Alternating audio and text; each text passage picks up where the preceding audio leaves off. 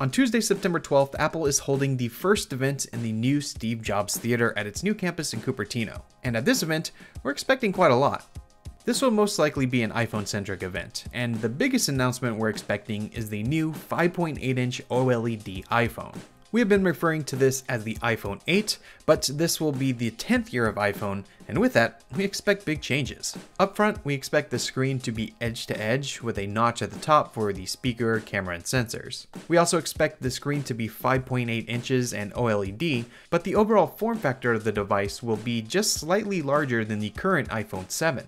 This edge-to-edge screen will do away with the home button. Instead, at the bottom, there will be an on-screen function area of sorts, and possibly a new gesture control system, similar to iOS 11 on the iPad. At the top of the screen, the status bar icons will be split beside the notch. So the time, signal info, and battery will be on either side of the screen. The screen will be the most radical change of this new iPhone, but it isn't the only thing we expect. The actual build of the phone is expected to be glass on the front and back, with a stainless steel frame around the edges. Around those edges, we expect the same buttons, a mute switch, volume buttons, and a lock button. However, the lock button seems to be larger, and there's evidence that it may be used for more than just locking the phone, like activating Siri, since the home button is no longer there.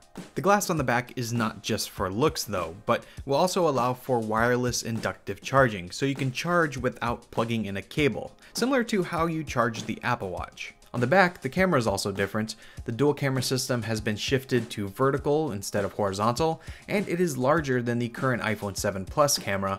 We haven't heard too much about the camera, but with it, we expect upgrades and improvements. On the inside, we expect a new Apple A11 processor, 3GB of RAM, and 64, 256, and 512GB storage options. Now, back on the front, because there is no home button, Touch ID seems to have been omitted from the phone altogether. Instead, the notch at the top of the screen is expected to house a new 3D face scanning feature that uses infrared and 3D camera sensors, and this would allow for secure, fast biometrics that replaces Touch ID altogether. As far as price, we expect the new iPhone to be more expensive, coming in around a $1,000 starting price, and come in 3 colors, a black, a silver color, and a new blush gold kind of copper color. Now, this isn't the only iPhone we're expecting to see at this event. We're also expecting an update to the current iPhone 7 and 7 Plus with the iPhone 7s and 7s Plus, also just tentative names there. These devices won't have quite as many updates and will still have the general look and feel of the current 7 and 7 Plus with larger bezels, a home button. The biggest difference here though is that, like with the 8, we expect to see a glass back to support that wireless charging. Inside the 7s and 7s Plus, we also expect to see the new A11 processor, and they may also come in the same 3 colors as the iPhone 8.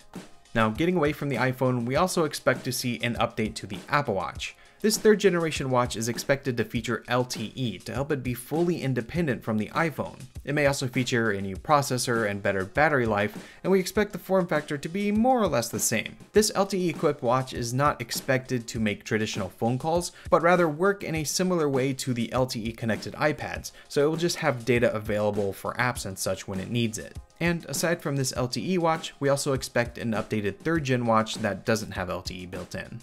Now, last for hardware is a refresh of the Apple TV that supports 4K and HDR.